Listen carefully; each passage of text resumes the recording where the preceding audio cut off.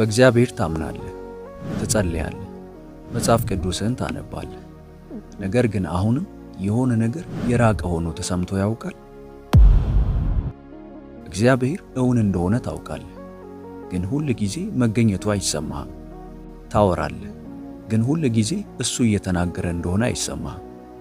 ሌሎች ሰዎች ስለ ቅርርብ የሚያወሩት ለምን እንደሆነ አይገባኝም ብለህ አስበህ ሊሆን ይችላል። ከእግዚአብሔር ጋር ያለ ቅርርብ የማይደረስበት ሆኖ የሚሰማህ ለምንድን ነው? አንድ ኃይለኛ ነገር ልንገርህ፣ ከመንፈስ ቅዱስ ጋር ያለን ቅርርብ መዳበር አለበት። ምክንያቱም መንፈስ ቅዱስ ኃይል ብቻ አይደለም፣ እርሱ መገኘት ብቻ አይደለም፣ እሱ ማንነት ያለው ነው። በዛሬው ቪዲዮአችን ከመንፈስ ቅዱስ ጋር ያላችሁን ኅብረት እጅግ የሚያጠናክሩ 5 ሚስጥሮችን የምናይ ይሆናል። እንደተለመደው ቪዲዮውን ላይክ አድርገው በመጀመር አብረውን ያገልግሉ። ለቻናሉ አዲስ ከሆኑ ደግሞ ሰብስክራይብ በማድረግ ቤተሰብ ይሁኑ። አሁን በቀጥታ ወደ መልእክቱ እንለፍ። አንደኛ፣ መንፈስ ቅዱስ ማን እንደሆነ በትክክል መረዳት። ወደ ቅርርብ ለመግባት የመጀመሪያው እርምጃ ይህ ነው። መንፈስ ቅዱስ ማን እንደሆነ መረዳት አለብህ። ብዙ አማኞች ስለሱ ያውቃሉ፣ ነገር ግን በትክክል እርሱን አያውቁትም። እንደ ስሜት፣ በአምልኮ ጊዜ ወይም አልፎ አልፎ እንደሚፈጸም ተሞክሮ አድርገው ይመለከቱታል። ነገር ግን መጽሐፍ ቅዱስ የበለጠ ጥልቅ ነገር ይገልጥልናል። መንፈስ ቅዱስ ረዳትህ፣ አጽናኝህ፣ አስተማሪና መሪ ነው። ኢየሱስ በዮሐንስ ምዕራፍ 14 ቁጥር 16 ላይ መንፈስ ቅዱስን ከኛ ጋር እንዲሆን እንደሚልከው ተናግሯል። ለጊዜው ሳይሆን ለዘላለም። ይህ ማለት መንፈስ ቅዱስ አይጎበኛችሁም ማለት ነው። ይልቁንም በእናንተ ውስጥ ይኖራል። እናም ቅርርብ የሚጀምረው እዚህ ጋር ነው። እሱን እንደ አንድ ክስተት አድርገህ መያዝ ስታቆምና እንደ ቋሚ መገኘት አድርገህ ማወቅ ስትጀምር። ስትነቃ እሱ ካንተ ጋር ነው። እሱ በዝምታ ካንተ ጋር ነው። በውሳኔዎች ካንተ ጋር ነው። በችግሮች ውስጥ ካንተ ጋር ነው። ጥያቄው እሱ አለ አይደለም። ጥያቄው እሱን ታውቀዋለህ ወይ የሚለው ነው። ምክንያቱም ቅርርብ የሚጀምረው ከግንዛቤ ነው። ለአንድ ሰከንድ ቆም በል። በቀንህ ውስጥ መንፈስ ቅዱስን የተሞላው ለመጨረሻ ጊዜ መቼ ነው? ይህንን በኮመንት ላይ አስቀምጡልን። ሁለተኛ፣ እንደ ሰው ተነጋገሩት። ብዙ ሰዎች ወደ እግዚአብሔር አብ ይጸልያሉ፣ ነገር ግን መንፈስ ቅዱስን ችላ ይላሉ። ምንም እንኳን እሱ ከነርሱ ጋር በጣም የቀረበ ቢሆንም። በጥሞና አዳምጡት። ቅርርብ በውይይት ያድጋል። ከአንድ ሰው ጋር ጨርሶ ካልተነጋገርክ ፈጽሞ ወደ እርሱ አትቀርብም። መንፈስ ቅዱስም ግንኙነትን ይፈልጋል። መደበኛነት አይደለም፣ ግንኙነት። ውስብስብ ቋንቋ አያስፈልጎትም። ፍጹም ቃላት አያስፈልጉም። በቀላሉ መንፈስ ቅዱስ ሆይ ዛሬ እርዳኝ ማለት ትችላለህ። ሐሳቤን ምራኝ፣ ምን ማድረግ እንዳለብኝ አስተምረኝ፣ እፈልግሃለሁ። ይህ እንግዳ ነገር አይደለም። ይህ ግንኙነት ነው። ከእርሱ ጋር ባወራ ቁጥር እርሱ ላንተ የበለጠ እውነተኛ ይሆናል። ምክንያቱም ሁል ጊዜ በሚሰሙ ቃላት ሳይሆን በእይታዎች ምላሽ ይሰጣል። በሰላም፣ በጽኑ እምነት፣ በመሪነት መንፈስ ቅዱስ ይናገራል። ነገር ግን ብዙ ሰዎች ለማስተዋል በጣም ሩቅ ናቸው። እስካሁን በመልእክቱ እየተባረኩ ከሆነ እባክዎን አንድ አፍታ ይውሰዱና ይህንን ያደርጉ። ቪዲዮውን ላይክ ያደርጉ። ቃሉን በቀጣይነት ተደራሽ እንድናደርግ ይጠቅመናልና። መልእክቱ ይቀጥላል። ሶስተኛ፣ ዝም ብለህ ማዳመጥን ተማር። አሁን ቅርርብ የሚጠናከረው እዚህ ጋር ነው።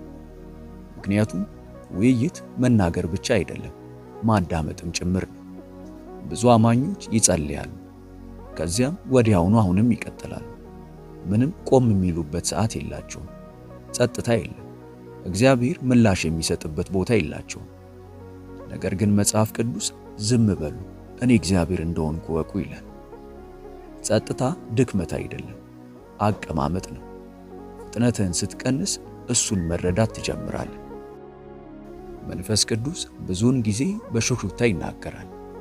በጫጫታ ወይም በትርምስ አይደለም፣ በሹክሹክታ። ስለዚህ ከጸለይክ በኋላ ቆይ፣ ከተናገርክ በኋላ ጠብቅ። ምክንያቱም በዚያ ጸጥታ ወቅት ድምፁን ማወቅ ትጀምራለህ እና በሰማኸው ቁጥር የበለጠ ግልጽ ይሆንልሃል። እዚህ ጋር አንድ ጥያቄ ልጠይቅ። ጸሎትህን በጣም በፍጥነት ነው የምታደርገው? እንደዚያ ከሆነ በኮመንት መስጫው ላይ ፍጥነቴን እቀንሳለሁ የሚለውን መልእክት አስቀምጥ። ምክንያቱም በእነዚያ ጊዜያት ውስጥ ቅርርብ ይጨምራልና። አራተኛ፣ የእርሱን ፍላጎት ታዘዙ። ይህ በጣም አስፈላጊ ከሆኑ ቁልፎች ውስጥ አንዱ ነው። ምክንያቱም ቅርርብ በመስማት ብቻ የተገነባ አይደለም፣ በምላሽ ላይ የተመሰረተ ነው። መንፈስ ቅዱስ ይናገራል፣ አንዳንድ ጊዜ በእርጋታ፣ አንዳንድ ጊዜ ደግሞ በብርቱ።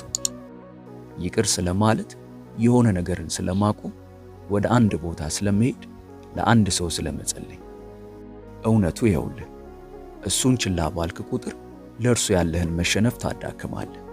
ነገር ግን በታዘዝከው ቁጥር ግንኙነትን ታጠናክራለህ። ኢየሱስም አለ፣ በጎቼ ድምፄን ይሰማሉ ይከተሉኝማል።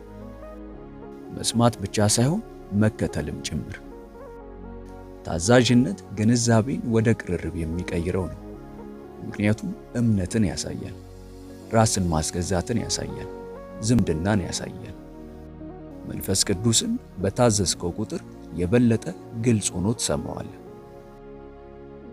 አምስተኛ፣ የሚያሳዝነውን አስወግድ። መጽሐፍ ቅዱስ ኃይለኛ ነገር ይናገራል። መንፈስ ቅዱስን አታሳዝኑ። ይህ ማለት እሱን መግፋት ይቻላል ማለት ነው። በአካል አይደለም፣ በግንኙነት። እንደ ኃጢአት፣ መራርነት፣ አለመታዘዝ፣ እምነትን ችላ ማለት ከአንተ አያርቁት፣ ነገር ግን ከእርሱ ጋር ያለን ኅብረት ያቋርጣል። ተቃውሞ ባለበት ቦታ የጠበቀ ወዳጅነት ሊያድግ አይችልም። ስለዚህ ራስህን ይህንን ጥያቄ ጠይቅ። በሕይወቴ ውስጥ እሱን የሚያሳዝን ነገር አለ? ምክንያቱም ቅርርብ መጣጣምን ይፈልጋል፣ ፍጹምነትን አይደለም። ልብ ክፍት ሲሆን መገኘቱ እየጠነከረ ይሄዳል። በሕይወትህ እጅን ስትሰጠው ድምፁ ግልጽ እየሆነልህ ይሄዳል። እውነቱ ይኸውልህ፣ ከመንፈስ ቅዱስ ጋር ያለ ቅርርብ የሆነ ጊዜ አይደለም፣ ያኗኗር ዘይቤ ነው። በአንድ ጸሎት የሚገነባ አይደለም፣ በየቀኑ የሚገነባ ነው። በግንዛቤ፣ በውይይት፣ በጸጥታ፣ በታዛዥነት።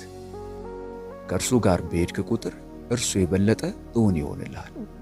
ታውቀዋለህ፣ ትረዳዋለህ፣ ትሰማዋለህ፣ ትከተለዋለህ። ምክንያቱም ቅርርብ ስለተፈጠረ። ስለዚህ ልጠይቅህ፣ ስለ እግዚአብሔር ማወቅ ብቻ ሳይሆን የበለጠ ነገር ትፈልጋለህ? ከእርሱ ጋር በእውነት መሄድ ትፈልጋለህ? እንግዲያውስ ይህንን ችላ አትበል። ዛሬውኑ ጀምር። አነጋግረው፣ ስማው፣ ከእርሱ ጋር ተጓዝ። ምክንያቱም መንፈስ ቅዱስ ሩቅ አይደለም፣ እየጠበቀ ነው። ይህ መልእክት በእውነት መንፈስዎን የሚነካዎት ከሆነ መንፈስ ቅዱስ ሆይ ላውቅ እፈልጋለሁ የሚለውን መልእክት በኮመንት ላይ አስቀምጡልን፣ እናየዋለን። ቪዲዮውን ላይክ እና ለወዳጆ ሼር በማድረግ አብረውን ያገልግሉ። ለቻናሉ አዲስ ከሆኑ ደግሞ ሰብስክራይብ በማድረግና የደውል ምልክቷን በመጫን ቤተሰብ ይሁኑ። በቀጣይ በአዲስ ቪዲዮ እስከምንገናኝ ሰላም ሁኑ። ሆሊ ቲዩብ ኢትዮጵያ ዩቲዩብ ቻናል ተባርካችኋል። በይበልጥ በመንፈሳዊ ሕይወቶ እጅግ የሚበረቱባቸውና መንፈሳዊ ረሃቡን የሚጨምሩ ትምህርቶች እንዲሁም የጸሎት አገልግሎት በየቀኑ እንዲደርሱ ሰርቫንት መልካሙ ሙሉጌታ በማለት የፌስቡክ እንዲሁም የቲክቶክ አካውንታችንን እንዲሁም ሆሊ ቲዩብ ኢትዮጵያ ብለው ሰርች በማድረግ የቴሌግራም ቻናላችንን ይቀላቀሉ። ተባርካችኋል።